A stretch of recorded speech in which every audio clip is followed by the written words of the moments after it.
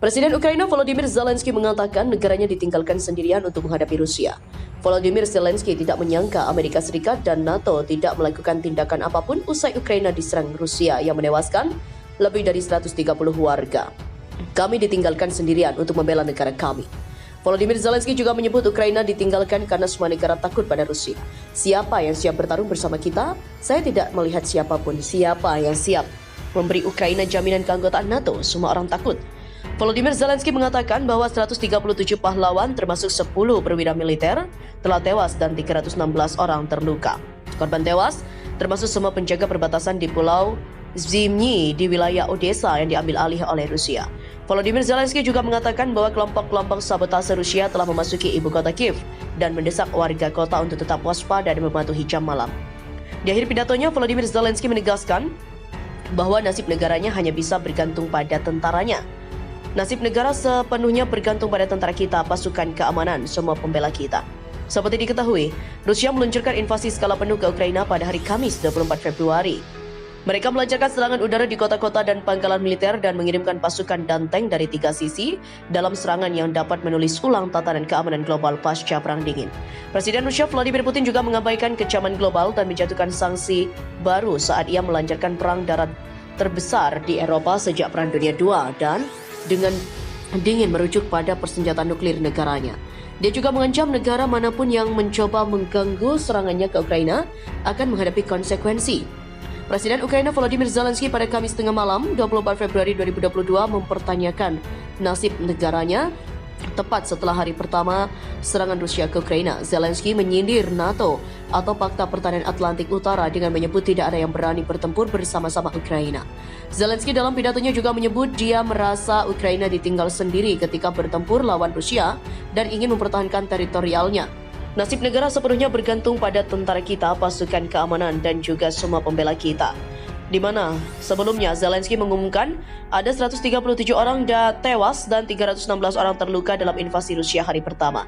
Jumlah itu diantaranya anggota militer dan warga sipil Ukraina. Sejak pengumuman invasi dari Presiden Rusia Vladimir Putin pada Kamis pagi, suasana mencekam terjadi di Kiev karena menjadi sasaran rudal dengan serbuan darat dan serangan udara skala penuh. Langkah Putin ini memaksa warga sipil berlindung di stasiun bawah tanah dan lebih dari 100.000 orang mengungsi. NATO dan sekutu-sekutunya menggelar rapat pada Kamis malam. Amerika Serikat dan sekutunya juga sedang mengirimkan sejumlah pasukan, namun tidak ingin terlibat langsung demi mencegah peperangan meluas di Eropa.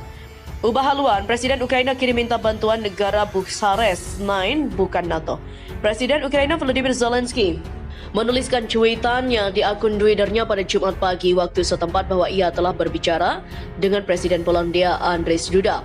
Dalam perbincangan itu dia mengklaim Polandia bersama negara anggota Bucharest 9 akan memberikan bantuan kepada Ukraina untuk menekan pelaku agresi dalam hal ini Rusia.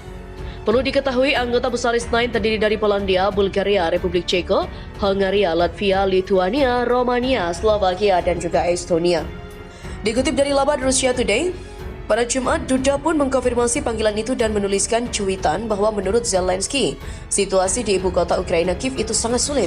Zelensky, kata Duda, menyampaikan klaim Ukraina bahwa Rusia menjatuhkan bom di daerah pemukiman di Kiev dengan tujuan yang diduga untuk menurunkan moral penduduk. Sementara itu, Rusia telah membantah bahwa militernya menargetkan apapun kecuali fasilitas dan pasukan militer Ukraina. Bahkan negara yang dipimpin Presiden Vladimir Putin itu telah meminta pasukan reguler Ukraina untuk meletakkan senjata dan pulang. Perlu diketahui, sebelumnya Rusia melancarkan serangan terhadap Ukraina pada Kamis kemarin dengan tujuan yang diklaim untuk demilitarisasi dan merusak kekuasaan yang dimiliki elemen Nazi di negara itu. Presiden Ukraina, saya ingin bertemu Putin untuk stop kematian. Presiden Ukraina Volodymyr Zelensky mendesak pertemuan langsung dengan Presiden Rusia Vladimir Putin untuk menghentikan perang yang terus berkecamuk. Saya ingin berbicara dengan Presiden Federasi Rusia sekali lagi. Ada pertempuran di seluruh Ukraina saat ini. Mari duduk di meja bernegosiasi untuk menghentikan kematian lebih banyak orang, kata Zelensky. Sementara menanti jawaban Putin, Zelensky kembali mendesak sanksi internasional kepada Rusia. Dia memohon negara-negara dunia agar menjatuhkan sanksi lebih berat yang diharapkan dari negara-negara Eropa, penghapusan visa untuk Rusia, pemutusan SWIFT, isolasi Rusia secara penuh, penarikan duta besar, embargo minyak, menutup wilayah udara, dan ini semua harus dibahas hari ini. Tak hanya itu, Zelensky juga membujuk warga Eropa untuk mendesak pemerintah negaranya menghentikan perang di Ukraina. Ia juga menyerukan warga negara Eropa lainnya untuk mendesak pemerintahannya membantu Ukraina. Zelensky melontarkan pernyataan ini ketika pasukan Rusia terus mendekat ke ibu kota Ukraina atau Kiev. Pergerakan pasukan ini menimbulkan kekhawatiran Rusia bisa menduduki Kiev di hari kedua invasi ini. Sekjen PBB memohon Putin beri peluang damai di Ukraina. Sekjen PBB Antonio Guterres sempat memohon kepada Presiden Rusia Vladimir Putin pada Rabu malam untuk tidak menyerang Ukraina. Seperti dilaporkan AP, Guterres meminta Putin untuk memberi kesempatan perdamaian, satu permohonan yang dibuat hanya beberapa menit sebelum Putin mengumumkan operasi militer Ukraina. Pengumuman yang disiarkan televisi datang ketika anggota Dewan Keamanan PBB mendesak Rusia untuk berbalik arah. Dewan segera berkumpul untuk pertemuan darurat beberapa jam setelah Rusia menyatakan pemberontak di Ukraina Timur telah meminta bantuan militer Moskwa, satu pengumuman yang segera memicu kekhawatiran bahwa Moskwa sedang meletakkan dasar untuk perang. Konflik besar antara Rusia dan Ukraina juga harus dicegah dengan segala cara, seperti dilaporkan Arab News. Pada Selasa, seruan itu disampaikan juga Wakil Sekretaris Jenderal PBB untuk urusan politik dan juga pembangunan perdamaian, Rosemary DiCarlo, pada sesi darurat keamanan Dewan Keamanan. Memberi pengarahan kepada Dewan pada Senin malam, DiCarlo juga menyuarakan keprihatinan atas penembakan yang semakin intensif di Donetsk dan Luhansk yang mengikuti keputusan Presiden Rusia Vladimir Putin untuk mengirim pasukan Rusia ke dua wilayah separatis pro-Moskow di timur negara itu. Tembakan artileri juga telah menyebabkan sejumlah korban serta menargetkan infrastruktur sipil dan evakuasi massal. Mengingatkan anggota Dewan Keamanan akan tanggung jawab di bawah hukum humaniter internasional, DiCarlo menyerukan penghentian segera permusuhan, perlindungan warga sipil dan infrastruktur sipil, dan akhirnya retorika yang menghasut.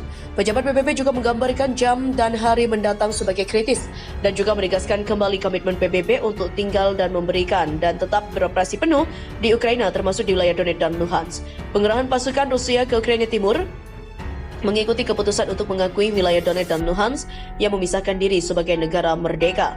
Menggambarkan pengerahan itu sebagai misi penjaga perdamaian, Putin juga mengatakan bahwa langkah itu harusnya dilakukan sudah lama sekali.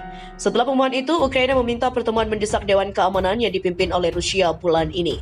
Konflik di Ukraina Timur sekarang pada tahun ke-8 menurut PBB telah menyebabkan lebih dari 3,4 juta warga Rusia Ukraina membutuhkan bantuan kemanusiaan yang mendesak. Duta Besar Ukraina Sergei Kalistia menggambarkan Rusia sebagai virus yang disebarkan oleh Kremlin membuat PBB sakit.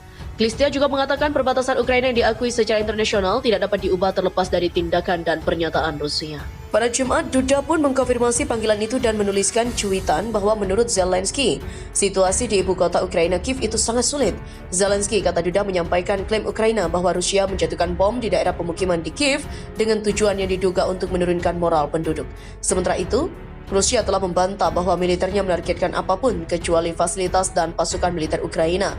Bahkan negara yang dipimpin Presiden Vladimir Putin itu telah meminta pasukan reguler Ukraina untuk meletakkan senjata dan pulang. Perlu diketahui, sebelumnya Rusia melancarkan serangan terhadap Ukraina pada Kamis kemarin.